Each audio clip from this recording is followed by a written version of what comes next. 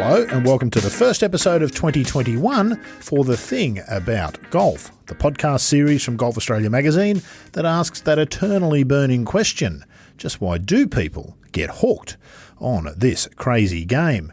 My name's Rod Morri, and alongside John Huggan, we take turns at putting this apparently simple yet oddly vexing question to a range of people in the golf space, from players and administrators to writers and entrepreneurs and every type of golfer in between. Today on episode 34, we're going to meet one of the army of unsung heroes upon whom the game relies around the world. These are the people who volunteer their time and energy, but most importantly their passion, to giving the gift of golf to the next generation. The truth about junior golf is that not many are truly interested in it. Apart from anything else, golf is for the most part a business, and generally speaking, there's no money in junior players. But luckily for the game, there are people like Sue Thompson. Sue is the junior coordinator at the Mount Lawley Golf Club in Perth, but the title hardly conveys the impact she makes. I first heard of Sue through Australia's most recent major winner, Hannah Green. Long before she holed that extraordinary putt on the 18th green at Hazeltine, Hannah told me, and I quote, that if it wasn't for Sue Thompson, I wouldn't even play golf. Now, if you stop and think about that statement for a moment, and I did, that is an extraordinary impact to have had on the life of another person. And it immediately made me want to meet this woman, Sue Thompson. And so I did. And now you can too. It's been a privilege these past few years for me to count Sue Thompson as a friend. And I hope that you enjoy our conversation as much as I did. First things first, let's say thank you to Sue Thompson for taking the time. It's a bit of a commitment doing the thing about golf, so that's very generous of you. I have to start by asking, as I do with all of these episodes, the clue's in the title, Sue. What's the thing about golf for Sue Thompson? I had just an inkling you might ask. The thing about golf for me is that anyone at any age can play it. And it can be a family game, it can be a family pastime, it can be something that you do socially, it can be something that you do competitively, or it can be something that you do as a career. And I think that there are probably very few sports that can actually be played in that way. And what I like most about it is that the family idea, and particularly what I see, and as it was for me, fathers and daughters, grandparents and grandkids as well. Yeah. We'll come back to some of that and your start in the game, because I know it's an interesting story. I've had the pleasure of speaking with you before, but our listeners probably haven't. But we will come back to that. It's funny you say that. The fathers and daughters thing, I've always thought, perhaps people don't realise just how powerful that can be. I covered the State Junior Girls Championship 25 some years ago, it would have been, here in New South Wales. And there were a lot of 14, 15 and 16-year-old girls out there playing in that, good golfers. And a lot of them had their dads on the bag. And it struck me, for girls at that stage of life, with dads at that stage of life, there's not a lot of things they can do together, is there? Golf is unique in that opportunity. It really, really is. And it's the one thing about my girls as well. And when they get to 11, 12 years of age, they often don't really want anybody or don't need anybody probably more than anything on the bag anymore. But what I find with my girls at Mount Lawley is that they've had that relationship with their dads sometimes from 6 or 7 years of age. Dad's always been there on the bag. But what Dad's done is he's built a relationship with the other dads as well. So Sunday mornings for them have become not necessarily so much about their daughters playing golf, but about the social aspect of it for them. And they'll often be that often now with some of the girls that are 13, 14, 15, Dad's not actually pulling the bag. Dad's not actually giving any advice anymore. He's wandering about 10 metres behind, chatting with his mates. And I love that. I absolutely love that. I think it's brilliant. It brings the family into the golf club. Yeah, indeed. You mentioned Mount Lawley there, and I mentioned in the intro partly why it is that we've got you on the show. But for those who don't know, you're sort of the junior coordinator there. Mount Lawley's quite special, isn't it, really? I think it has developed a special place in Australian golf. We all know about Hannah Green. And that's the pinnacle of some of the work you do there at Mount Lawley. But it's only a small part of the story. What do you do there at Mount Lawley, and why is it such a successful breeding ground for junior golfers, both extraordinarily good and elite, and others who just will play golf for the rest of their life. Yeah, what do I do? Well, I've been the junior coordinator for about 12 or 13 years now, I guess. I worked for a long while with a guy by the name of Russell O'Callaghan. Sadly, Russell's buggered off to England and Good on you, Russell. Thanks, mate. He's doing all sorts of things over there. My role is to induct the kids into Mount Lawley when they join. I work with both Alex Mackay and Emma Liebenau, who are our two sort of main junior coaches. We've got a couple of others. Duncan Kegg works with some junior kids as well. Neil Simpson is sort of stepping aside now, but Neil is probably better known as Nick Ahern's coach. And he was the one that actually, in the very first instance, when I got Hannah to come down to Mount Lawley and had a chat with her mum about her becoming a member, Neil saw her on the range and he said, "Who's that girl?" And I said, "It's Hannah Green." And he said, What's her story? And I said, "Well, I think she's going to join us here and come and play with the girls." And he said to me, "If you never do another thing right in your life, do not let that girl go. Right. She's going to be a champion." Wow. And I think Hannah was 10 at the time. So Neil obviously knew what he was talking about. So, yeah, I work with Emma and Alex in particular. I help out at junior clinics on Saturday afternoons, so I've got my community coach qualifications, so I help out with those. And what we do is we feed those juniors through that are interested in and going on to membership, and I kind of take them over from that point. They keep, hopefully they choose one of our pros as their coach, although that's certainly not the case with all of our juniors. Induct them in, and then I spend probably the first 3 or 4 months when they're getting their handicap. I go out with them when they're doing that, and they'll usually do that in a Sunday morning field. And, yep, they get their handicap. They start to play in the Sunday morning competition field, usually in a junior 9-hole competition to start with. And I'm there with them, making sure that they're, learning the rules, that their etiquette is as it should be, that they can keep the pace they need to keep because they're in an adult field on a Sunday morning, and all of those sorts of things, helping them with their cards, learning how to, because Sunday mornings are pretty much all Stableford, how to work out their points for Stableford, all of that sort of thing. And I guess in a way inducting their parents too, because often they do have their parents there caddying for them, and many of them are not golfers. So, yeah, that's my role, and I've been really pleased. This year I've had one of the weekend ladies who's come on board to help me out in Julie Lepp, and she's been fantastic because we've had something like 16 or 17 new boys come into the club over the last 12 months, and a few girls as well. So our work has been cut out on Sunday mornings to make sure that we've got all those groups doing what they need to be doing. Fit them all in. So, yeah, that's pretty much my role. And then helping them out with, once they're ready to play competitions at other clubs, I have a Facebook page that keeps them up to date on what's coming up, what I think they should be playing, etc. I run the Pretty in Pink competition tournament for the girls in January, so that's next Friday, and then the Mount Lawley Junior Open later in the year. How many cupcakes will you bake for the Pretty in Pink tournament? Actually, I don't know how many entries we've got at the moment. How many cupcakes will I bake? Well, I've already got about 3 dozen done, and there'll be a few more. There'll be a few more ready to bake this weekend, yeah. We'll come back to some of the specifics. What you've outlined there already, anybody who's been a member at a golf club and understands how these things work, there's an extraordinary amount of work required to do what you do and the effort that you make. I can't imagine that it was a particularly competitive role for you to get. I doubt there would have been people headhunted and put in a resume and go through an interview process. If someone puts their hand up and says, "I'll be the junior coordinator," the entire club says, "Thank God." Why did you do that?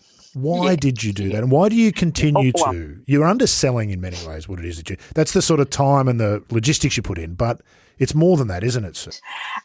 Why? Because I was a junior golfer myself. I started as a 12-year-old, as you know, and I feel like even though it was a very small country club that I started with, I feel like there are a number of people that helped me with my golf, and certainly even working through, I guess, to state sub-junior level, there were a number of people that helped me out, and I I mean, I didn't really take my golf anywhere, and that was, family situation, probably, and ability, very definitely. Blame the family, Sue. That's what the rest of us do. If it hadn't been for that. Yeah, no. That's right. That's what everybody else can do. It's giving back. And being a high school teacher, I'm pretty comfortable around kids of that age.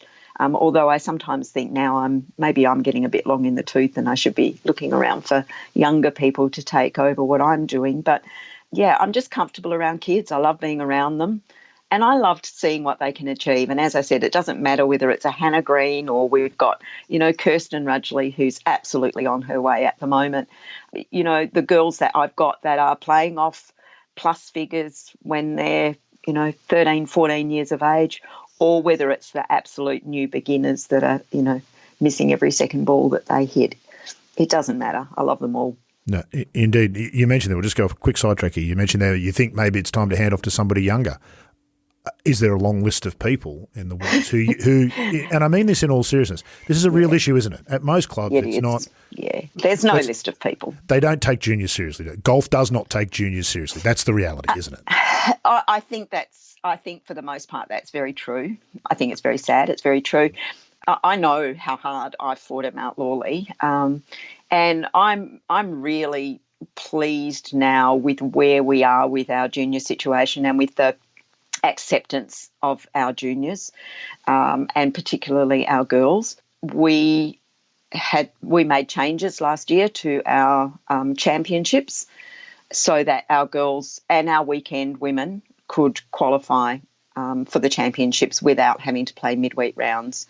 We went to a multi-day qualifying for the championships. And although, as you can imagine, it didn't necessarily go down well, and we actually had an information afternoon for the ladies, which I was vice captain last year for the lady president, for myself, and for the members of match, was probably one of the most awkward and horrible situations we've been in for a very long time.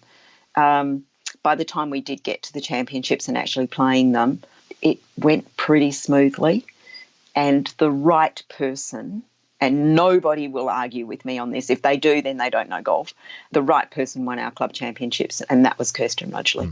Well, yeah, Kirsten Rudgley's list of wins last year is much longer than just Mount Lawley. What's that about, Sue? What's that fear of change? Because, of course, golf has all of its own cultural problems.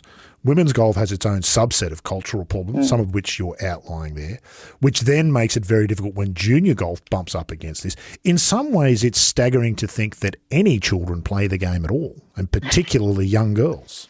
Yeah, I must admit that I try to shelter the girls from most of the negativity. So to a large extent, I think Kirsten's aware of it. She's a little bit older and probably understands and sees a bit more. But for the most part, I try to shelter them from it. I try to make sure that they don't realise that, to many of the ladies actually don't want them there and don't want them playing. But I'm really proud of our ladies, because I think once a decision was made, once there was an understanding of how it was going to work and that really it was going to be the fairest way to do it, they pretty much took it on board. There are still those that are like, no, they don't agree with it, don't think it should happen that way. But I think for the most part, they do understand that, legally it has to happen. And yes, we might be a couple of years ahead of where, that necessarily has to absolutely be the case, but that's where we need to be anyway. But yeah, they understand now, I think, that this is the way of the future, and that, to be fair, the best players in our club, probably the 4 best players in our club are junior girls. There are a couple of ladies, well, there's one lady in particular that sort of jumps in there amongst them, and she'll be in the pennant team with the girls this year as well. Once you go beyond that, the top 10 players at our club are junior girls in terms of handicap anyway. And your best one is actually world class. Kirsten Rudgley is a world class one. She's an internationally, she is going places. You're absolutely right. She's better than just a club golfer by a long stretch. Why do Why do you do that, Sue? Why would you be the vice captain? Haven't you got enough trouble being No, Rod, junior no, coordinator? I'm the captain now. Oh, Sue, congratulations. Oh, no. It's okay. They've announced another 15 hours in the week, so you've got plenty of time to get everything done. I'm not sure how that happened. I'm either very stupid or no. I was asked by the captain 2 years ago to be her vice captain, and we got on very well. And I could see that probably, and she would admit it, her golf knowledge was not necessarily where she would have wanted it to be a captain. And I think she thought that having me as her backstop would probably be very helpful. And I was very happy to work with her. There was kind of a feeling that, and our constitution will change at Mount Lawley, and there will be a change in structure. And I kind of guess I felt at that stage that I would actually probably not be captain, that we would have one club captain by this time. But COVID has changed all of those things, as it's changed many things. And so actually I actually took over from Lynn in April of last year, because she felt at that stage she couldn't continue with the job that she was in and what was happening with COVID as well. I, at that point, said I wouldn't be captain. I hadn't been elected as captain. So I chaired a match committee, and we ran golf for the rest of the year. And that worked very well. And I know those girls will work with me again this year. So I don't feel as though I'm doing it on my own, because if I was, then I couldn't be doing it. So that's how it's going to be structured. They're the hard jobs, so I'm less interested in the detail. I think anybody who's a member at a golf club understands, and I remember a club captain of mine many years ago saying to me, it's a good thing this is a volunteer position, because you couldn't pay someone enough to do it. No. And there's truth in that, isn't there? They're the hard jobs in a golf. The easy part of being a golf club member is to turn up and play, complain about the condition of the bunkers and the greens, and then go home. Yes. We can all do that. Yes. Why are some of you motivated to be the ones who take on those responsibilities? It would have been much easier for you not to change the rules around the Ladies Club Championship. Much easier. Absolutely. For you. Absolutely. So why didn't you not change them? What's wrong with you? Well, I guess a little bit of it is my connection with the juniors and the work with the juniors, and being able to see that, you know, some of the club champions that we've had over the last few years, and, you know, anybody that wins a club championship because they are the best player who is going around at that particular time and who actually entered the championships. We all know that. But knowing that they're not the best players in our club, and they know that as well. And that, you know, club champions should be your best player. Now, it might just be for those 2 weeks, it doesn't but matter, it should be your best player. No one's going to fluke a legitimate club champion. You can't fluke a major win. You can't fluke a proper club championship. You've got to be good enough to be in the mix, or you're just not going to get there. So. Yeah, exactly right. And I think, you know, I can see other clubs where, and certainly there are some Eastern States clubs who have been a guiding lights, I think, in this particular regard, and they've been ones that certainly we've used as our examples. You know, who are moving in that direction, and it has to go that way at all clubs. All women have to have equal opportunity, and so do the men. So do all men. That's right. And for that reason, our men will actually have a multi-day qualifying next year as well. And bringing some of the midweek players into you're lucky, the mix. Sue. All the changes will be made then, and you'll be the club captain for everybody, and you'll get to go through it again with the blokes. So that'd be fantastic, wouldn't it? You could really have something to look forward to. Yeah, and I think, you know, our guys have really come on board with that idea as well, and realised that actually in some ways, in making it work for the women, they have to make some changes for the men, which are going to make it work better for the men as well. Yeah, indeed. We often talk about the shape of the game, the state of the game, and the temptation is to always look to professional golf. That's the public front of golf. It's not the bulk of golf by any stretch. What you're doing at Mount Lawley, people are doing all over the world in golf clubs, and yet we don't really acknowledge that, do we? Or probably give it the credit. The changes that you're bringing, the thought that you're giving. Now, you might be wrong about some things along the way, and I'm sure that you would be the first to accept it. But this is what shapes how golf will look in 15, 20, 30 and 40 and 50 years' time. You're making a genuine contribution to that. Is that part of why you do it? Not for the kudos. Yeah, I guess so. I think if we are going to continue to grow, and I think it's been great, the number of people that have actually, moved into golf this year because of some of the, things that have gone on. I think if we're going to continue to have increasing numbers of people playing golf, and both men and women, then those opportunities have to be there for them. If they see that they've only got restricted days that they can be playing, that, when it comes to things like major competitions or even championships, that they're actually not eligible, that they can't play, then, I think some people are going to think, well, why would I bother to join and to play if I'm just sort of limited in what I can actually do? So I guess that's one of the reasons. Yeah. That product served the game well for quite a long time, didn't it? And it probably stopped serving the game well somewhere between 20 and 30 years ago. And we started to see the game change and clubs start to struggle. And as you say, when women went back to work, when they had their children, didn't just stay at home, then that was sort of the end of their working life. And, that was the case for my mum. End of working life, it was a bit longer than that. But, so then women who were going to play golf could play during the week. And that's when the major competitions were, and, very few women played on weekends. And then they were business associates because they were working women, but they only had limited opportunities. Couldn't play club championships unless they, took themselves 3, 4, 5 days off work to be able to do that. So, those changes, I think, have been necessitated by just the structure of the workforce these days. The club business model has had to adapt, hasn't it? It's taken a long time because clubs are clubs because they're the way people want them. The members like the way things are. They don't like change, as you sort of found out. So it's worked against golf in a business sense for a long time, that sort of notion. And there are still, lots of women that, and I guess I'm one of them as well, that, I'm working, so I'm lucky enough that I can have a day off to play golf during the week. That's because I do my own timetable and I decide which day of the week I'm having off. Nice. I don't want to play on weekends because I'm spending the time with the juniors on weekends. And a lot of the women who play during the week don't want to play on weekends because they can play a couple of days during the week and that satisfies what they want to do. But those that do work on weekends do want to play some of those competitions, and they should be able to, or those who go to school should be able to. And has that become more accepted, do you think? Will it take long for that to be accepted? We know what the responses are when those programs first start.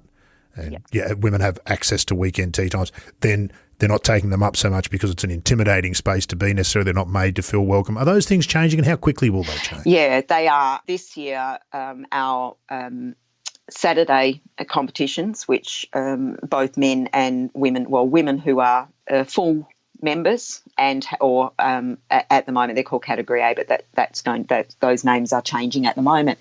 Now it's a medley competition on a Saturday morning and a Saturday afternoon.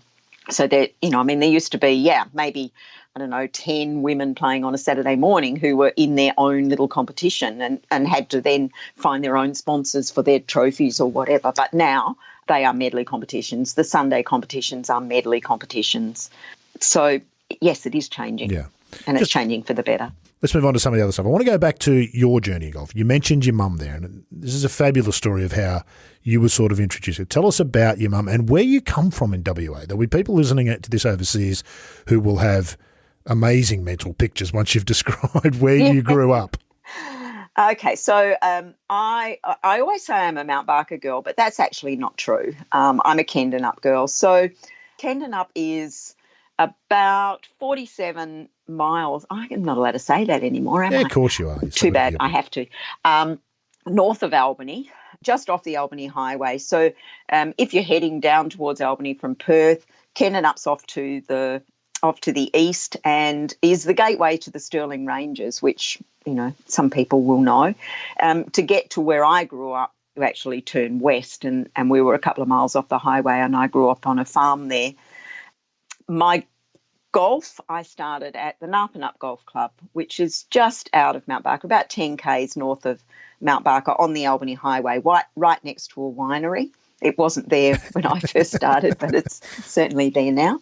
And it's a little It's a little course, a little country course, 9 holes built into the side of a hill, and the other 9 down on the flat with a little creek running right through the course. It is a fantastic course. It's a sand green course, of course, as they are all in that area.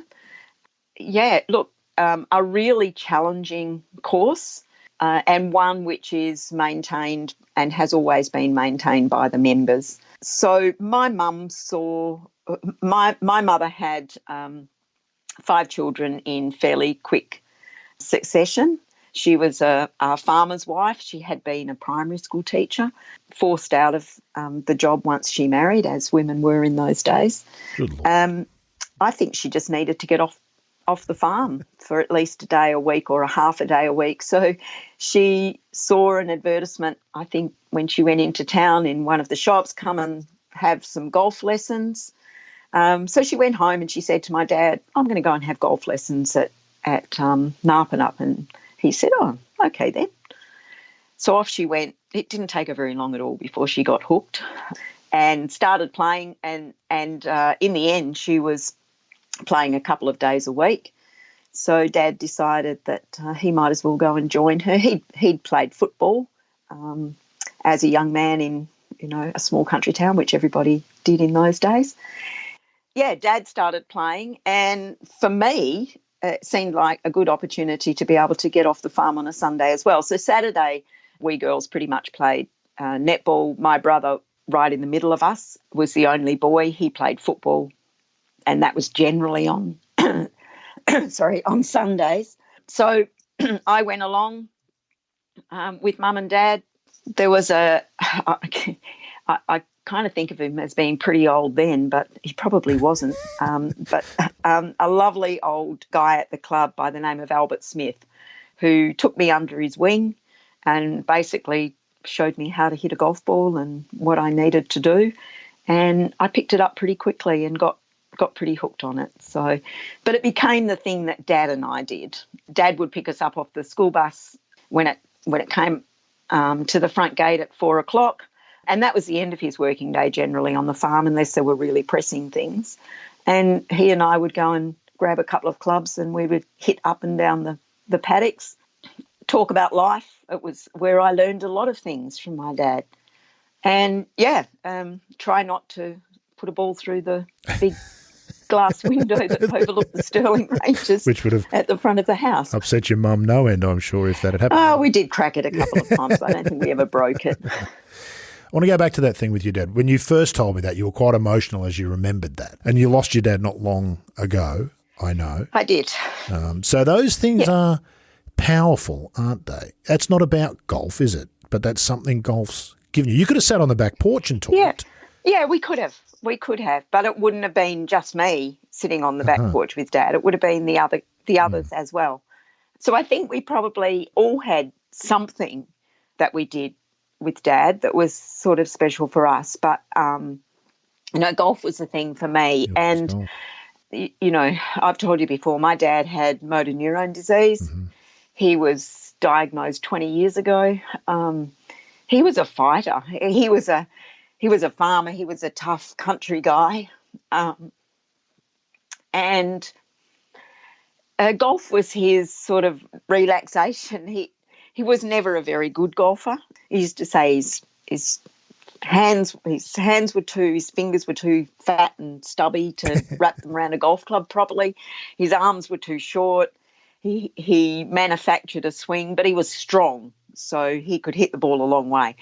Not very often in the right direction, but he could hit the ball, a very long way. He was a very strong man. My mum was the opposite. My mum finessed the ball. She never went off the fairway. And if she didn't chip in 2 or 3 times in a round, she was pretty disgusted with herself. So her short game was absolutely to die for. So, golf was a really important thing. And when Dad couldn't play anymore, I guess he still lived his golf through me. And whenever I saw him, and we had Tuesday afternoons. It's a bit like that book I remember, Tuesdays with Morri. Yeah. Well, it was Tuesdays with Dad. It was the first question, because I, at that stage, was playing Tuesday mornings as well. But how was golf? And, are we talking about golf? And either we were or we weren't, depending on how the round had gone. Tuesday morning's performance. Lovely. Yeah, that's right, basically. So, but, he continued to follow golf. He had met Hannah on a couple of occasions when I'd taken him to the club. In fact, going back to, and I think it was about 2012 probably, when the Australian Junior Amateur was played in Perth. It was played at Mount Lawley. And on the last day, Hannah and Sue O and Minjee played together. Wow. You got photos of that? They'd be worth something one day. Yeah, I think I have, quite actually. the triumvirate, yeah. Yeah, and I think I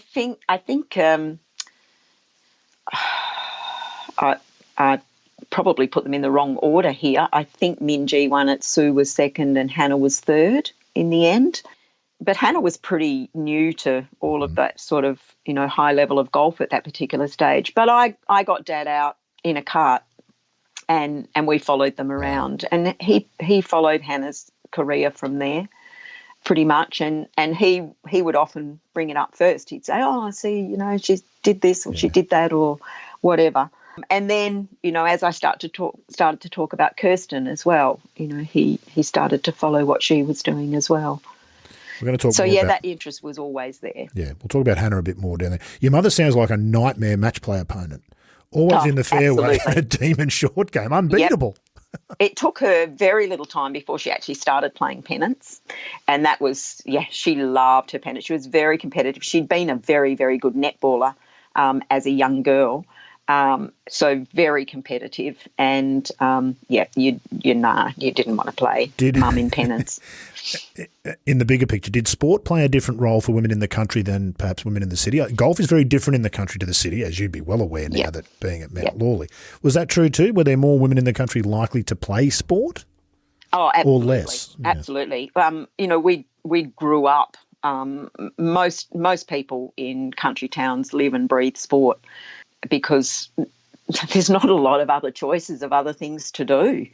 And for, particularly, I think in farming regions, for people living on outlying farms as well, that's the social aspect. That's where it comes from. My husband grew up in a very small town east of Narrogin, and, sport actually yesterday when we caught up with a lot of his family, there were people coming over to him who, he'd played tennis with, and they were reminiscing and saying, do you remember that match we played? And so he was a very good, he's very tall. He was a very good basketballer, but an exceptional tennis player in his local area. And his parents were right into sport as well.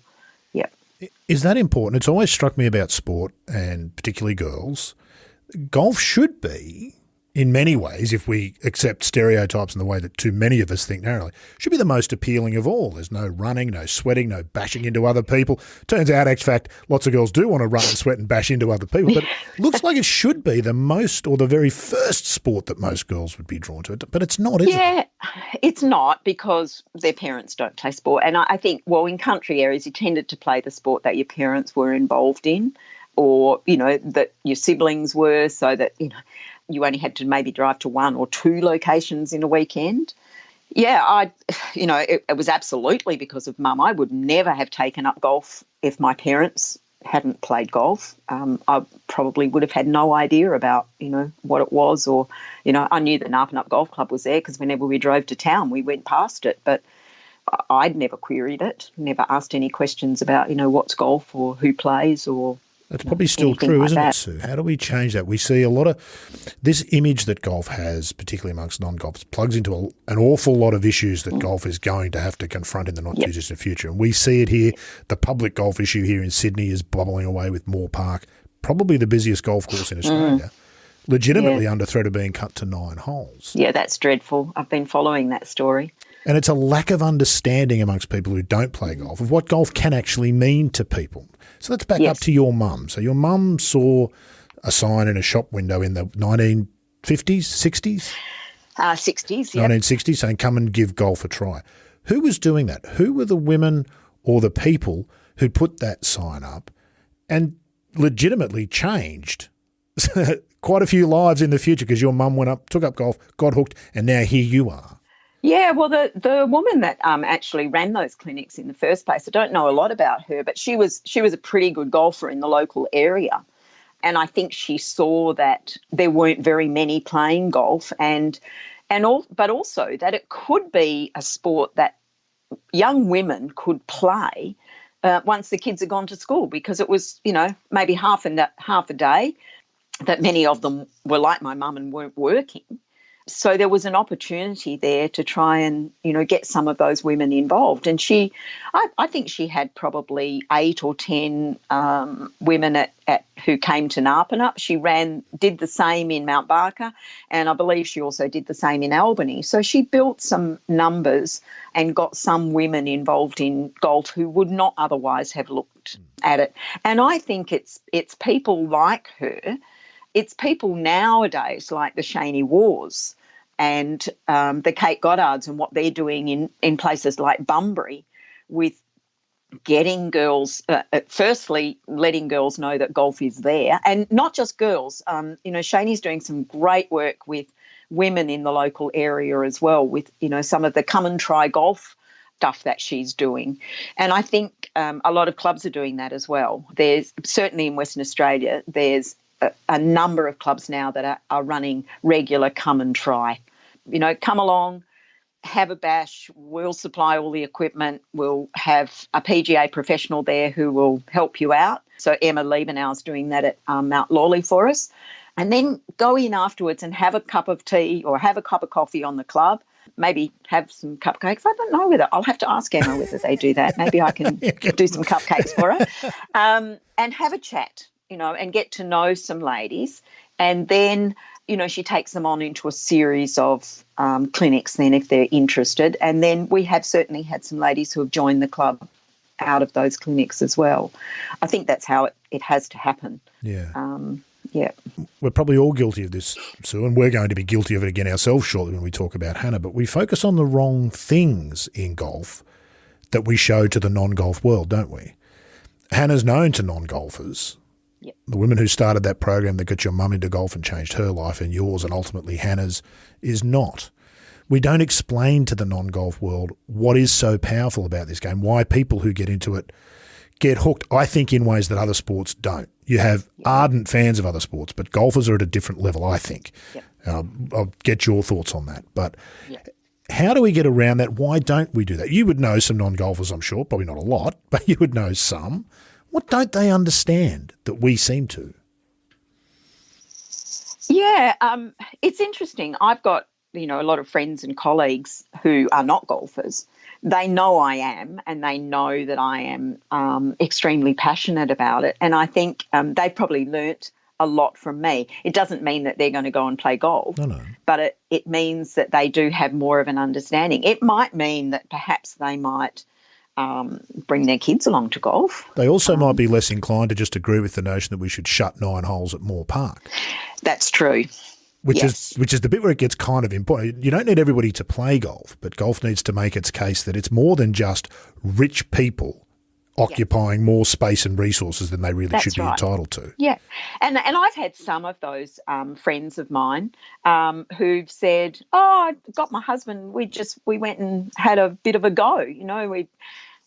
His dad had a set of clubs in the shed or whatever, and we went out and, had a bit of a hit. And, and they'll say, I was useless at it or whatever. I say, well, we all pretty much are when we get started. Back of the queue, love. It's what we do from there that determines whether or not we keep playing or not. But, I think the more exposure and yes, places like Moore Park are, and we have our Collier Park in Perth. We used to have it was actually the course that I got my husband into golf pretty much out in Maddington, which doesn't exist anymore. And the really sad thing about it is nothing else has been built there. I drive past it on my way to work every day, and it's just bushland. It's just, and it used to be a great little public course that a lot of people used to go to, but the council just didn't think that it was worthwhile maintaining.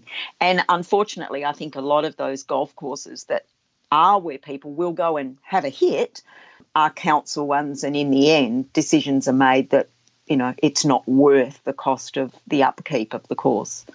Because, of course, councils aren't, for the most part, ideally positioned to understand the golf industry and the best and most profitable way to run a golf course, are they? And so you've got this triple trend. They've got this asset they don't understand, they don't really care about, they don't run it properly, or they hive it off to somebody else to run who's got no interest in anything but extracting as much profit as possible. And before you know it, of course the golf course has become an untenable asset for the council to keep. That's right. Yeah, and I mean, the people that actually work at those golf courses need to be people that understand golf and, make that experience for those that do come to just maybe have a hit and giggle actually as enjoyable as it possibly can be. Yeah. We've got a couple of new mini golf setups that have popped up in Perth, one out at the Vines and one at Wembley Golf Club. And they are extraordinarily popular at the moment, and I think there will probably be more. And that might be one way as well that maybe people will take that next step, and particularly since those ones are being run at golf courses, maybe they'll take the next step onto the real course facility right there. From there. I've always thought pitch and putt had a much greater role to potentially play than what we make use of, and why we don't have more pitch and putt in Australia is just beyond me, for both experienced golfers and for beginners. A pitch and putt's a fabulous place for a golfer to go and work on their game. Well, we took our junior pennant team, I think we did it as our wind-up last year after the pennant season. We might have gone out beforehand, I can't remember, but we went to Wembley and played, and the kids had an absolute ball. And these are kids playing off plus handicaps, and they just absolutely loved. And they've already said, "Are we doing that again this year?" So and the great thing, Sue, even you and I can compete a bit on putt-putt with those kids. No chance once we get on the real course. But at putt-putt, we might flum the odd one and get one up on them. And so that's exactly for that reason alone, it should be more widely played. How much of your own golf do you play these days? I've got a point. There's a reason why I'm asking this. Not a lot. Technically, I play Thursday mornings. Last year, obviously, was a bit of a situation. I had an operation earlier in the year anyway, well, just before COVID. So then we had 6 weeks of not playing with COVID, and then we were on the shortened course as the greens got done. I actually just recently lost off my 20 cards. The last of the cards that I played at the Australian Women's Senior in Coffs Harbour in 2019. So that'll tell you how many rounds I played in the last year. So most of us get into golf because we love to play golf. That's the initial thing. But there's something that for people like you, and I'm the same, I haven't played golf for probably over a year now, but I don't love the game any less, and I'm no less interested in it despite not playing. No, that's exactly right, because I'm still there probably 4 days a week at the golf club anyway, of which, I might play on Thursday mornings. So, no, it doesn't. And I say now, my golf's, I've done what I wanted to do. I really wanted to get to single figures. I worked really hard to do that, and I got there, and I stayed there for about a year. So I know I might have been capable of getting a little bit lower than I did, but there wasn't really any reward in it for me. There wasn't any reason for me to do that. So my rewards now come from being able to work with the next generation as they come through. And those, I pop into Emma's My Golf clinics on a Sunday morning from time to time, and just to be able to help the kids a little bit, just, when she's sort of going along and doing, and then I can see, there'll be a girl, for example, who's really struggling to even be able to make contact with the ball, and to be able to just to help her do that, and then see the joy on her face when the ball takes off in the air. That's what's important to me now. So what I'm hearing is golf's really the vehicle, but is any of that actually about golf, Sue? It's not really, is it? No, it's about kids playing sport for a start, because I think it's become less and less something that, when we went through school, everybody played sport. We had to. These days, and I see a lot of kids where I teach who, if they can get out of a phys ed class, and they think that if they leave their uniform at home, that will get them out of it. Nobody ever thought of that in our generation, did they, Sue? Yeah. Well, it doesn't work for them, because the phys ed staff are very clever, and they've always got uniforms. They say, well, go and pop this on, and out we go. Kids trying to get out of sport and trying to get out of phys ed, it's so important, because it's not just about the physicality of it. It's about everything else that comes along with it. And, junior golfers, I always say they are a breed apart because they have to spend time with adults, and when they do, they have to observe the etiquette and the rules of golf. And if they don't last very long in the game. So to me, those kids that are teenage golfers, they are exceptional young adults for the most part. And if they're not, then as I said, they don't last in the game. The game demands discipline in always, not just the playing of the game. There are disciplines required beyond how you swing it and putt, isn't there? Otherwise, just remembering to bring a change of shoes to go into the dining room. Yeah. Things like that, in other sports kids don't have to think about. And, I think a lot of clubs, and Mount Lawley included, things like dress standards and that sort of thing are being relaxed. So where does stuffiness end, Sue? That's the danger with that, isn't it? Insisting on the change of shoes for the clubhouse. Well, the next step is... Only for the dining room. The dining room, but you must have a tie if you want to come in here.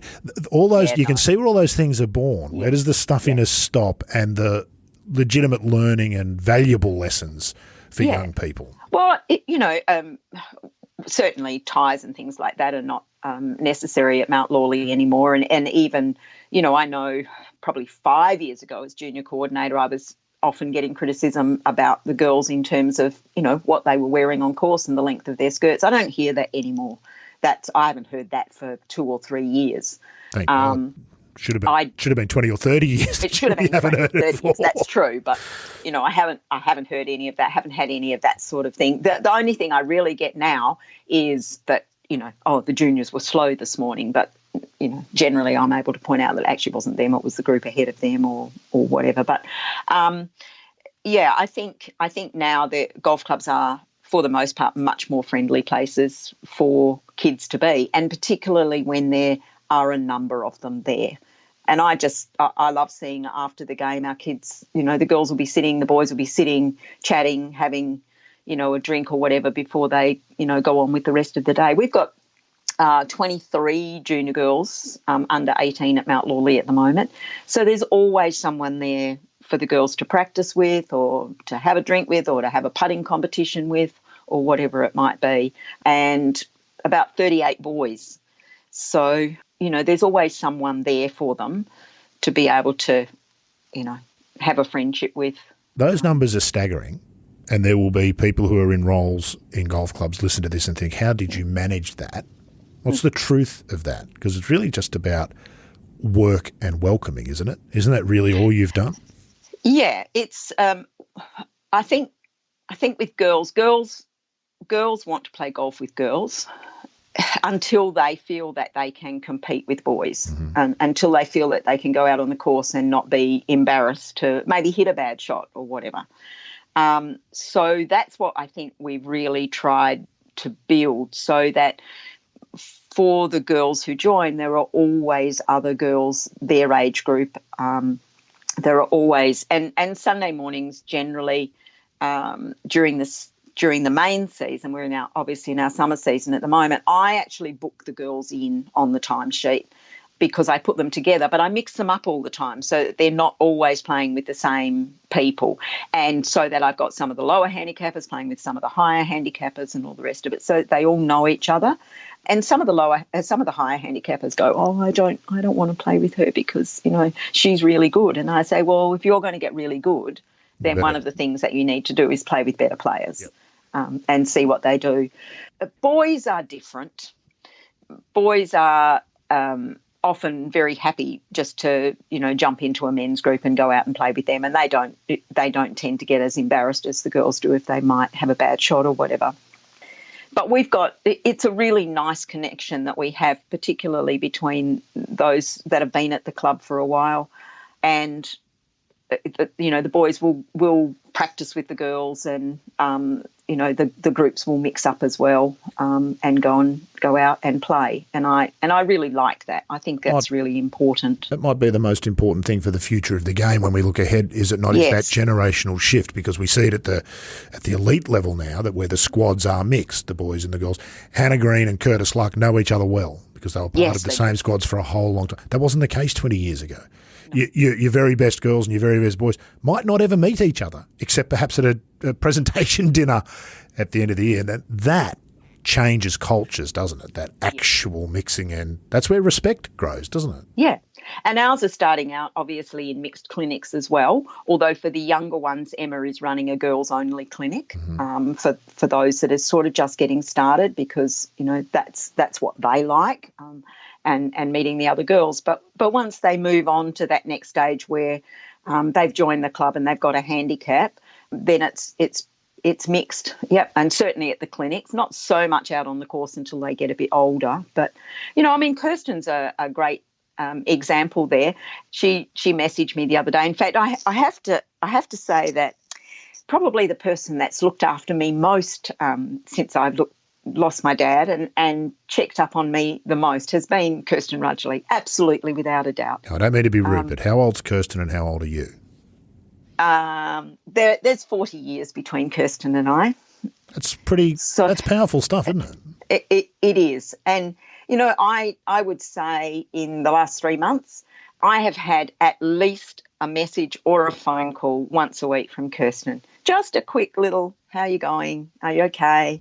We've had lunch a couple of times together. She'll text me and say, I'm going to be down at the club on Thursday. Do you want to have lunch? Or do you want to catch up for a coffee or whatever? I have all the time in the world for that girl because, she doesn't necessarily, and I'm getting a bit off track here, but she doesn't necessarily fit the mould of that successful junior girl, the one that's gone on to elite golf. And there are a number of reasons for that. But to me, her understanding of and her empathy are what set her aside from many other young girls.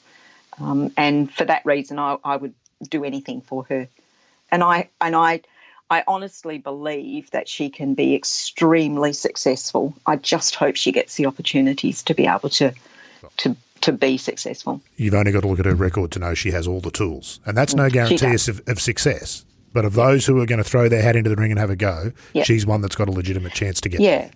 And Brett Rumford and Scott Strange have taken Kirsten under their wing, which I think is fantastic. And she plays a lot of golf with them. In fact, yesterday, I know she played at Mandurah with Min Woo, Brett and Scott. And she will have been back on the back tees with them. No doubt, yes. She's and she will have been trying very hard to beat them if at all possible. But both Scott and Brett are members at Mount Lawley.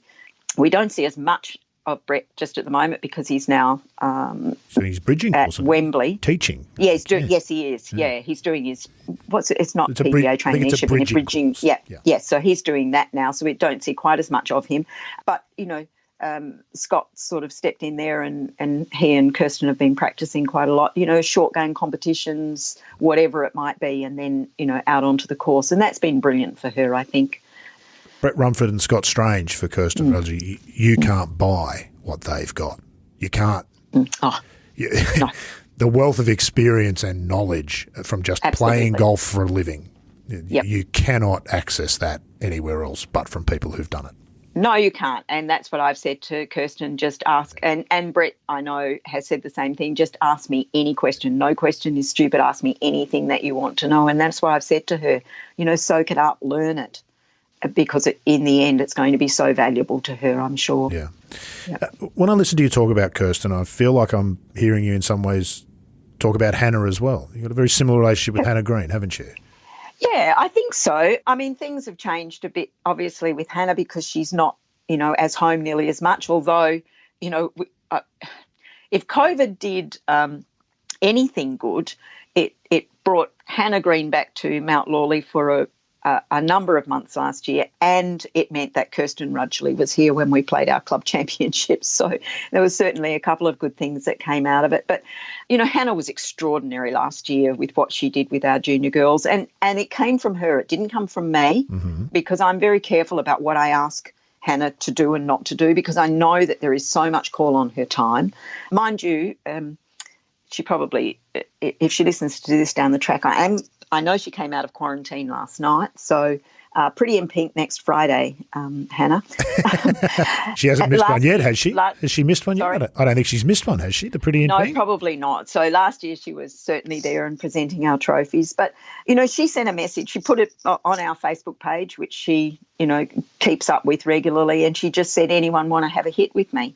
Well, I don't think she really realised what that was going to mean in the long run. But in the end, there were 19 girls that she managed to play golf with over that time. And the only reason she didn't play with the 20th girl was that that young lady ended up in hospital and couldn't play when she was supposed to. But, of course, she also had Alison Rosie over at the Australian Open earlier in the year as well. And those two girls have just not stopped talking about the experience that they had. So again, this doesn't really have anything to do with golf, does it? Golf's the vehicle. Hannah's our most recent major champion, which is an extraordinary mountain to climb. You cannot overstate just how difficult it is to do what she did in winning that Women's PGA Championship in 2018 now, wasn't it? Good Lord, we're getting older faster. So yes. It seems like just yesterday. She doesn't have to come back to Mount Lawley. In fact, no. Of all the people who've ever been at the club, she's probably one of the few who's got a legitimate excuse to say, do you know what, I just literally don't have the time for that. I'm a major winner. I've got a million other things. So why does she do it? And I'm coming to something here which you're not going to like, but why do you think she does that? Well, it's the person that Hannah is. And, I think a little bit like myself, Hannah realises that for her to be playing golf at the level that she is, there are a lot of people that are back down the track. And whereas I think a lot of sportsmen, maybe they don't forget, but maybe they overlook that there was that progression to get there. Hannah doesn't. Hannah knows every single step of the way and recognises that. And, she actually blows my mind that when she walks into the club and, really she's been gone for 3 years, but or 4 years, she walks into the club and she remembers the ladies' names of, those that she's played with, those that, and many of them follow her on Facebook. And so if, Hannah puts something up, there'll always be comments from Mount Lawley ladies just saying, fantastic, well done, that's great, Hannah, whatever. She remembers who they are. And I know some of the ladies commented sort of mid-year that they were actually very surprised that she actually knew their name and knew who they were. But that's just the mark of who she is, and that, she knows where, and she always acknowledges the time that she spent at Hartfield, and playing with her dad in Hillview in the early days as well, because those people there were very important to that whole development as well. So this is the bit you're not going to like. For those not aware, I've spoken to Hannah about this. I didn't mean to upset you by talking about your dad. No, so I apologise for that. Anyway. So I've spoken to Hannah about this, and she says she's told me more than once straight up, if it wasn't for you, she wouldn't play golf.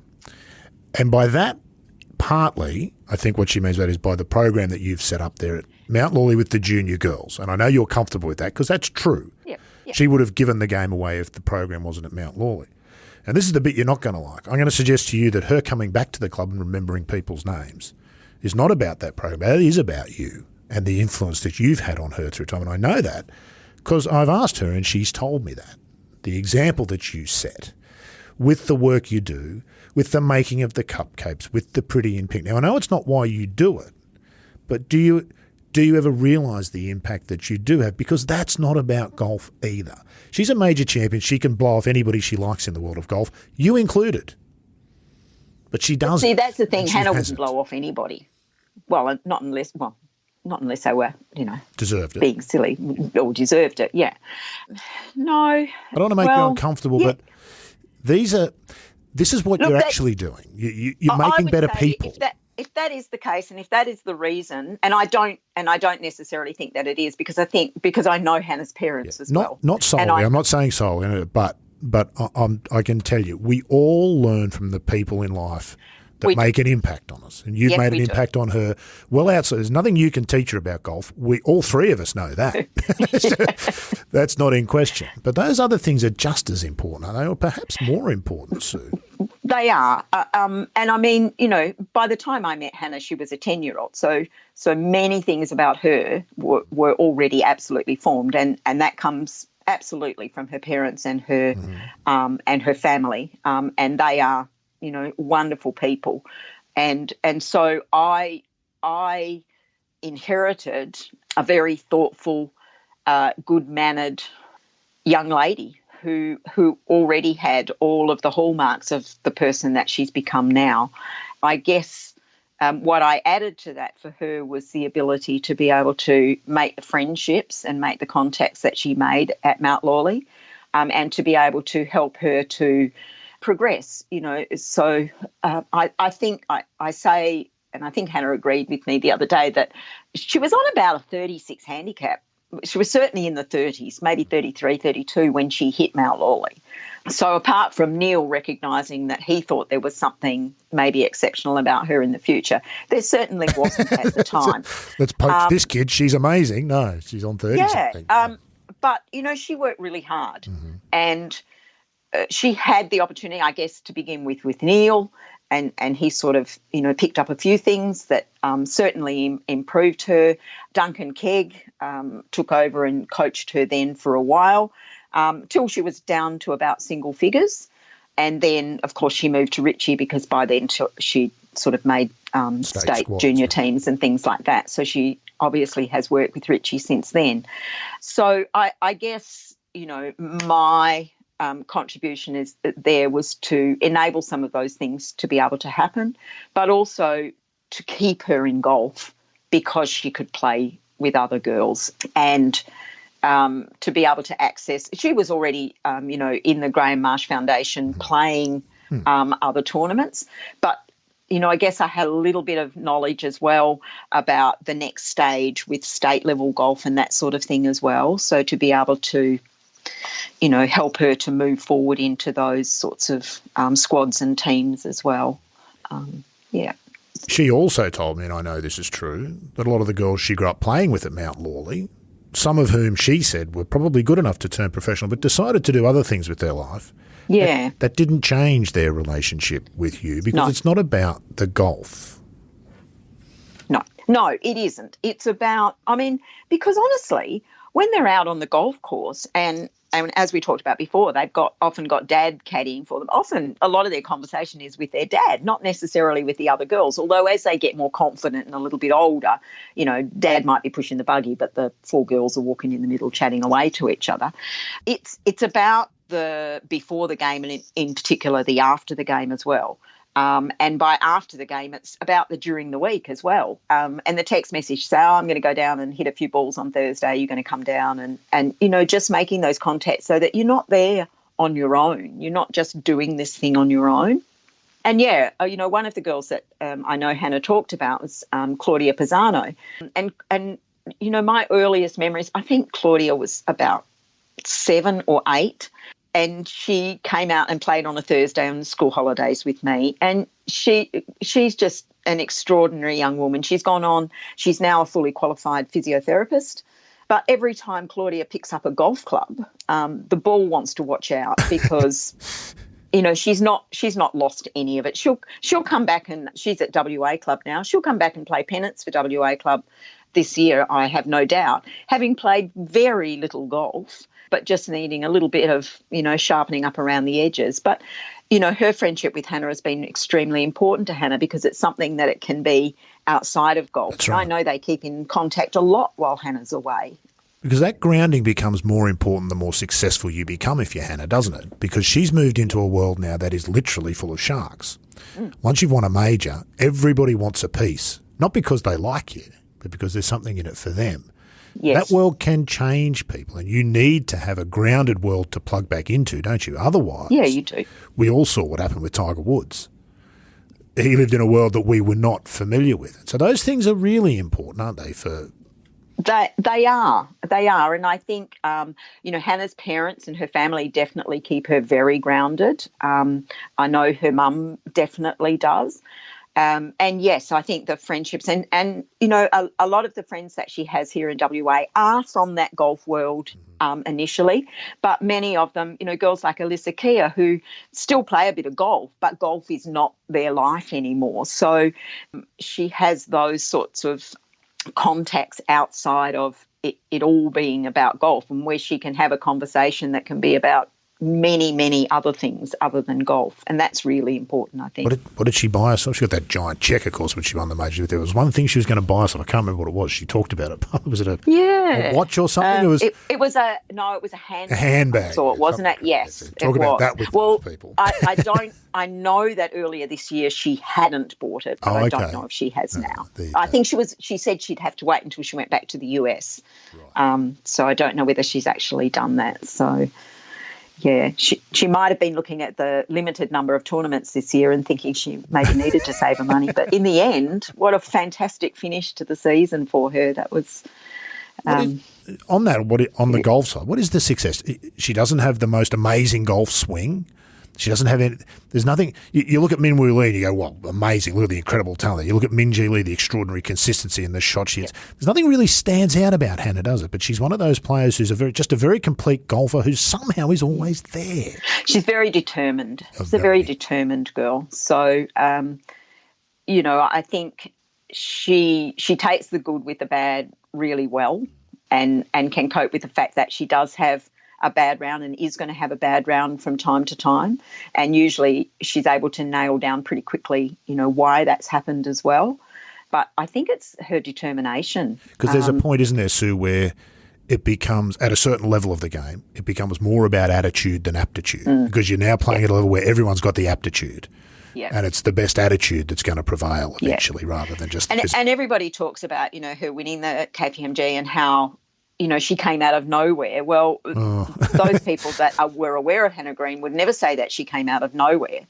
But to do what she did at that particular point in her career, does certainly say something about much more than the golf. I mean, that last putt says much more than about the fact that she's actually a pretty good putter for the most part. That whole back nine on Sunday was an exhibition of extraordinary nerve and extraordinary that pressure. Bunker shot that she played, because I remember it probably wasn't last year. It would have been the year before when she came. She was home at one point and she came down to a clinic, and I had asked her if she would just help the girls out a bit in bunkers, and I said, I don't want you to teach them how to play a bunker shot. I want you to tell them how you go about a bunker shot. The very first thing she said before she stepped into the bunker was, girls, I'm not the best bunker player in the world. I'm not a great bunker player. But you know what? And probably at that point, that may well have been true. But I would argue now, and I don't know whether she would agree with me, that she's actually a pretty damn good bunker player. And if you look at her stats, they would say that she's a pretty good bunker player. She's had to work on that. Yeah. Well, look, work has never been an issue for Hannah Green. Anyone who knows that. Work, she almost doesn't see it as work, I think. She takes joy from the practice and the getting better and the improving and trying to. How much, we all watched, I think, that last round with a certain amount of nerves. What was it like for you? Because you still have a pretty special relationship with Hannah. But at that time, you were sending me messages. If I recall, there was some profanity in some of them, Sue, from both of us. Was there? I think so. That doesn't sound like me. From I think probably about the 14th or 15th, the nerves really, really kicked in for me. And I know you were extraordinarily positive, and you were like, she's got this. This is, it was real then, and for 3.5 days, it's maybe she's in the mix also. But suddenly it was real, wasn't it? By 14T, it was like, okay. Yeah. It was really real. And I think, and I'm sure her mum was sitting, not that many kilometres away from me, probably feeling, well, she would have been feeling way more than me. I can't even imagine how it was for her. But I think, you commented a couple of times, and I kind of, and I guess it's probably coming from my own experiences, and I'm thinking, but I could totally screw this up from here. quad, double, triple. This is the easiest thing in the world to mess up. Yeah, that's right. And you know what, a couple of things that I did do was flick over to see what some of the other girls had shot, in the last few holes to see, is there a hole that's standing out here as being a bit more difficult than the others? What's it look like coming in? But I think probably by the time she got onto the 17th tee, I was feeling a lot calmer and, feeling as though things were certainly going in the right direction. Does she get enough kudos for what she's done? Do we recognise it enough in Australia? If she'd been Cameron Smith and won the men's PGA, would the response have been different? That's a good question, isn't it? That's a really good question. Do any of our women get enough kudos for what they do?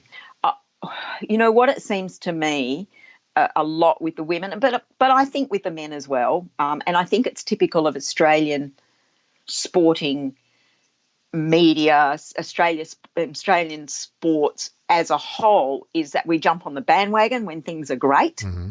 And then when things are not so great, we actually don't just jump off the bandwagon. We actually tend to go a bit negative. And so people will talk about what hasn't been done rather than what maybe has been done. I think our cricketers at the moment are a really good example of that as well. Yeah, I think we're a very good country at jumping on when things are great, but we're also very good at being negative when things are not great. Golf has the added burden, I think, of being a somewhat difficult sport to casually observe. Mm. It's very hard to understand the nuances. The casual golf fan who woke up to the news that Hannah Green had won a major that Monday would have gone, oh, good on her. Great for Australia. No concept of what that actually meant or what's involved in achieving that. Just no concept. And, equally, it's something that's been quite interesting that people that don't know much about golf that I've talked to, and, they'll say, well, what does Hannah make in a year? And I said, well, that depends on, where she finishes. And I've said, this year about $500,000 Australian dollars, which, just over, I think, considering she only played 14 events, I'm sure she's pretty happy with that. Had it not been for the last event, then it, would have been obviously quite a bit less than that. And then they go, oh, wow, because we all compare that to what we make. Yeah, that's right. But then I say, but then you've got to think about the costs that are coming out of that. It ain't cheap. I don't know what Hannah's flight home from the US cost, but it's not what it normally cost her, that's for sure. Oh, God, no. And then, 2 weeks in hotel quarantine as well. I think we fail to recognise that, particularly with our golfers, because they do so much travel. They have got all of that accommodation costs. Other cricket teams, that's all covered for them. We see their gross earnings, golfers, don't we? We see their gross earnings. They made $1.3 million. Oh, God, what could you do with 1.3? It was like, well, once it's all been broken down, it's not like they're struggling, and none of them pretend that they are. But that 1.3 figure is nothing like what you end up with. And then, caddy costs, that sort of thing out of there as well. So that's not a luxury that you can just cut out. Well, they don't have to stay at fancy hotels and they don't have to have caddies. Well, actually, they kind of do, because your body's got to be right to be able to play at that level. And if you don't have a professional caddy, you're doing yourself a disservice and you're not going to play to your best. So all of those things, the truth is probably about $100,000 a year. That's the reality for a year on the tour. It's probably going to be about $100,000. That's to start. Yes, I think so. Well, I think, Golf Australia with their rookie scholarships that they had, that was about the amount. So there was some sort of understanding there probably that figure that you're saying is probably pretty close to what, it would cost. If you're going to give yourself a decent chance, of course you can tour the world playing golf and do it on a whole lot less, but you're not going to be very successful. No. That's the reality of it. You don't have to have your own plane, but it kind of helps if you're doing a lot of trips around the world. That's true. To have a bit. Probably doesn't help last year anyway, but anyway. Well, maybe it does. Has success changed, Hannah? And I don't mean that as a changed her in a bad way or a good way. No. The world around you changes when you're Hannah Green and you win something big. Has the way she deals with the world changed? I'm not asking this to sort of pry, but we don't often get the chance to peek into an extraordinary achievement like her one. Winning that major is an extraordinary thing. It won't be the last thing she does in her life, but my goodness, it's certainly not from grassroots Mount Lawley point of view. No, she's the same person, and I think that's because people tend to treat her pretty much the same as well. Although I have had some of the ladies say, would you just tell? Well, go and tell her yourself. She's sitting right there. She doesn't. But she's sitting. But she doesn't want it. Well, why wouldn't she? And so they will. And she really enjoys that. I think that people will go up to her. And I've said to them, not when she's in the middle of a practice session or whatever. Don't go and interrupt her then. The same as you don't want to interrupt anybody. It wouldn't matter whether it's Hannah Green or anyone else doing a practice session. But no, certainly not from my observation. And so then, and this might be, again, this sort of, there's a bit of legacy about that. Was the discussion we were having a bit before about your role and what you're doing. It's not why you do it, but in 20 or 30 years' time, people look back and say, well, Sue Thompson was a part of something that created this. As you look back and see other people who've created the world that we live in, what's been the impact of her continuing to turn up at Mount Lawley this past year, as you said, with COVID, and playing with 19 and 20 markers and those young girls that can't see it, can't be it, is an interesting sort of idea. I'd never been exposed to it until maybe. But that chance to not just meet all fan and celebrity like, go and play 18 holes with a major winner when you're a 12-year-old 24 marker. Yeah, and I certainly had a few of the girls that sort of said, I wouldn't mind talking to her, but I don't know if I'm not good enough to go on. And I said, Hannah can care less. She, in fact, some of the time she didn't. I mean, she always had her clubs, but she didn't always play a hole, or sometimes she played a shot for them, or she helped them out with it. And I said, it's not about that at all. It's about go and see what Hannah can do. Chat to her, ask her any question. Nothing, and she said that to them. Nothing's off limits. You can ask me whatever you like. And for the first few holes, they were often a little bit shy, but by the time they came in, they were chatting, they were laughing. And it wasn't just, I'll put the clubs in the car and I'll go home either. She would sit and continue to chat with them. She would chat with their parents as well. So you're right. If you can't see it, you can't be it. Our girls have been extraordinarily lucky to have been able to see it. And, I think not just with Hannah, but certainly with, Kirsten as well, they know that they can be it, and they've seen them practicing, and they know how long they're there. They know what it takes. And that's an insight that a lot of other girls obviously haven't had the advantage of having. And their lessons not just about golf too, aren't they? Whatever your chosen career path might be, having seen somebody so extraordinarily successful in such a difficult profession as golf has to be something that you can transfer and say, well, okay, I know what's involved. Definitely. That's how they had success. They worked at it and did those things. Yeah. They're fantastic lessons. And I think not so much our girls, but with some of our boys, they get a bit ahead of themselves. They get down to a scratch handicap, they get down to maybe plus figures, they get a bit ahead of themselves. And so all of a sudden, and they might only be 15, school is not important anymore because they've got this golf injury and they've got this, and so they need to practice rather than they need to go to school. And I think one thing that is good about Hannah's experience is that she will say, you've got to finish school. I stayed at school, finished year 12. You need to do that. You've got to have that level of education behind you. So I think that's a very good... Just as a discipline as much as anything. Don't like school, give up. That's an attitude you don't particularly want. I don't like school, but I'm going to finish it. She did the same thing with the secondary tour in the US. She won, I think, 3 times ultimately to get to the cut. She could have easily, after the first win, decided to try and Monday qualify and get invites on the LPGA. But she made a directive. So I said I was going to play a year on this tour, and that's what I'm going to do. And she did. And and I really think that has been incredibly important for everything that's come for her after. Oh, absolutely. And that's what she says. She will say that year on Symetra tour is really incredibly important. It's what's helped to build her. Let's start to finish up here, Sue. What's the state of women and golf here in Australia? Is it bleak? Is it optimistic? Are we doing enough? Are we moving in the right direction? Are we moving too slowly? I have I'll probably get in trouble for this. I don't say women's golf, I say women and golf and women in golf. Yeah, women and golf. I am really, really disappointed with what Golf Australia has done with the Australian amateur events, the junior, the amateur that'll be played next month, and with the senior women, and particularly from a senior point of view. I think senior women's golf in Australia is actually really quite strong. And I've gone to the last 5 Australian the senior amateur women's events and played in them. I played my last because the fields now have been reduced to 51 females for each of those events.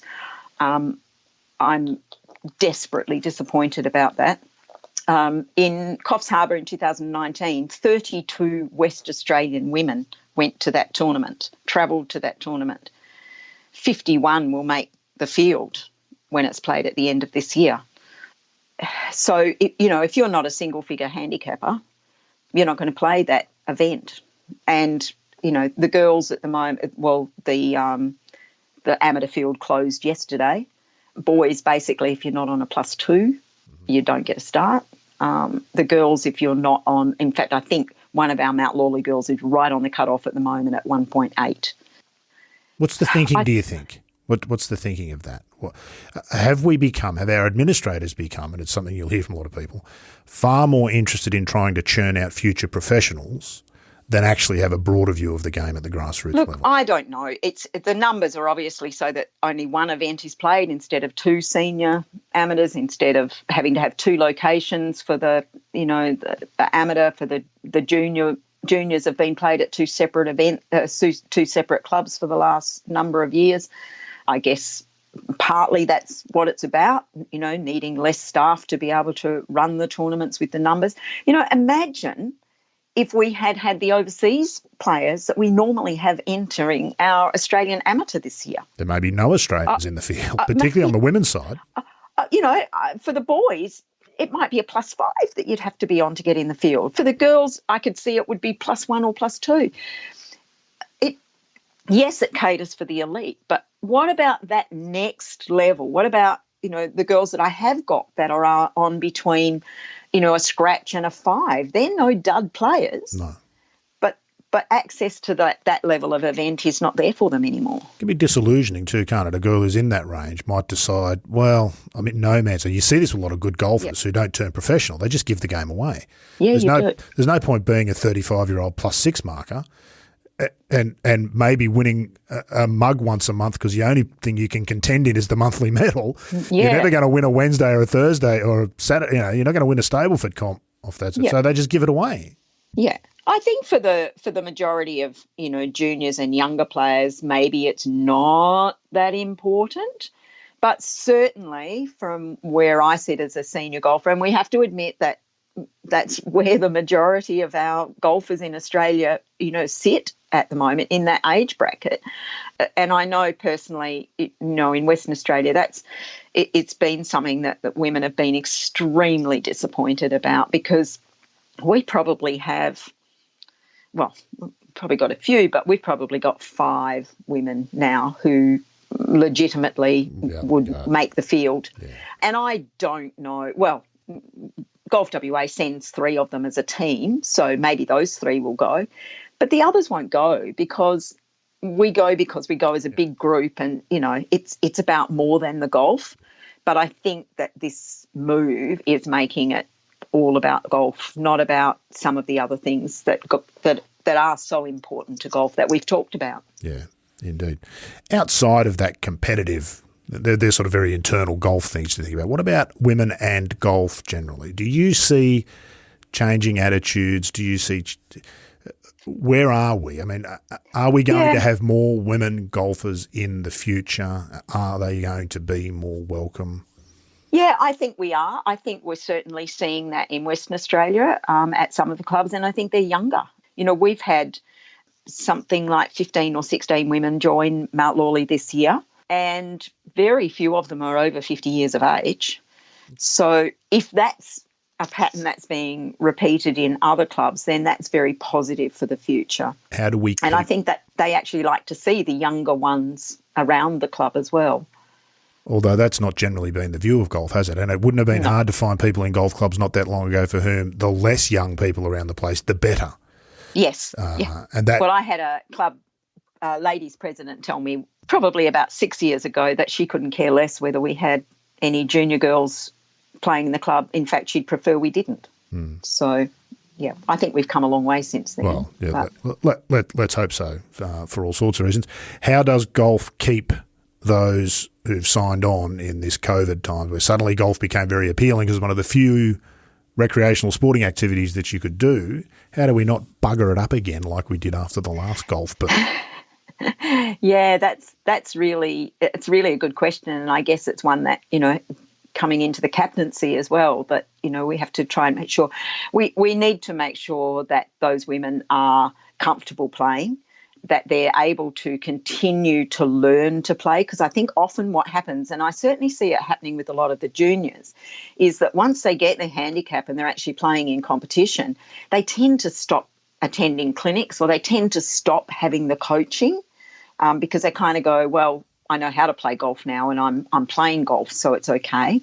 So I think we have to encourage them to continue to learn so that they will improve. Because if you don't, golf's a sport that if you don't get any better, I think you tend to lose. It's easier to give up, isn't it? Yeah. So if you're down near the bottom of the leaderboard every single week when you play, it's less and less appealing. So we have to continue that learning journey, and we have to offer them opportunities to be able to do that.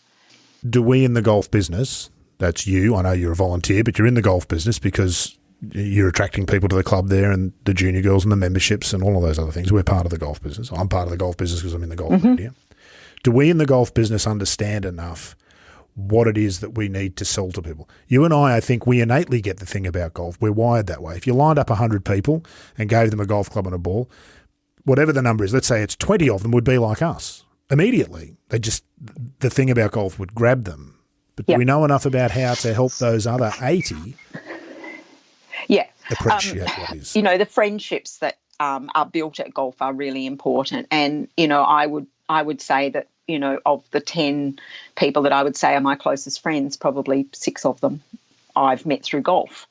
So it's making sure that those women that do come into the club, and the juniors, that they are able to find a niche, to find a group that, not necessarily they play with every time they go out, but they find a group that they're comfortable with, that they've got someone that, yes, if they want to come and practice, they've got some people that they can come and do that with, that they're not just there on their own. Because I hate being down on the range by myself and just hitting balls. I want to be there to chat with someone, or to, maybe have a little comp with, or something like that.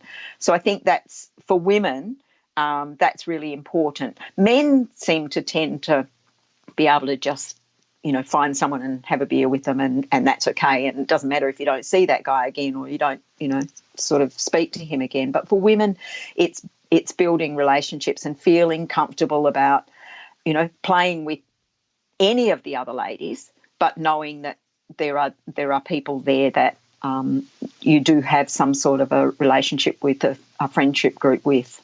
It's like a big complex hairball, this golf thing, isn't it? Every strand you pull here has when you really start to think about it, what's the role of playing well to staying in the game, to maintaining those friendships. I think about the same thing for older men in particular. And I have one mate in particular who I think of, who without golf might not be with us, just from a mental health point of view. Yeah. And the older men get by far the most important thing. That is so true. And I know, we've had one of our older ladies that has had to give golf away this year.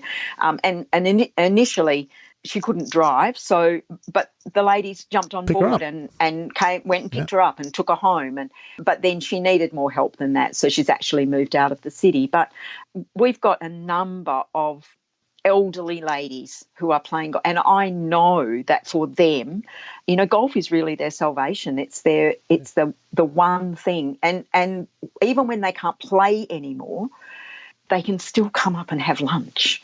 Some of them will get a taxi, get an Uber, whatever, come up and have lunch. Or Tuesdays after golf, the ladies play bridge. They will come up, and so they're still part of that group, and it is incredibly important. Women are very social creatures. We want other women in particular around us. Yeah, well, God, if it's not that, then it's blokes, Sue. And let's be honest, who wants that? Good Lord. That's right. It's an awful world of it. Well, I've always thought you were quite amazing, Sue, and what you do is amazing. What you've done there is amazing. I know you don't think about it like that, and I understand why. And if you did think about that, you wouldn't have done the things that you've done. But it's been great of you to have a chat to us today. Really appreciate it. It's been my absolute pleasure. That's it for episode 34. A huge thanks to Sue for taking the time to chat. And can I recommend that if you're on Twitter, give her a follow. You'll find her at Sue_Squiz19. That's Sue_Squiz, SQIZZ 19, numerals 19. Always plenty of heartwarming news out of Mount Lawley to be found on her feed there. Now, I hope you've made the effort to subscribe to the show, because episode 35 is one that you are not going to want to miss. John Huggan catches up with the legend that is England's Laura Davies. I've been in positions where I needed to eagle the last hole to get in a playoff and walked off with a 10 and finished 30th. That's next time on The Thing About Golf.